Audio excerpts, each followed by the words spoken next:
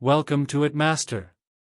In this video, you'll learn how to create a professional logo for free using Canva. No design skills required. Go to canva.com or open the Canva application. Sign in or create a free account. Once you're in, search for logo in the search bar. Canva will show you thousands of free logo templates. Choose a design that fits your channel or brand style. Click the logo to start editing. You can change the text, color, icons, and font. Replace the brand name with your own, like Itmaster.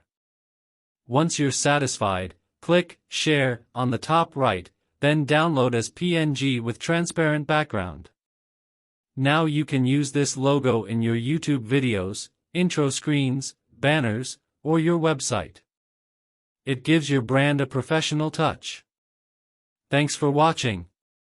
Like this video, and subscribe to Itmaster for more tutorials on web design, tech tips, and AI tools.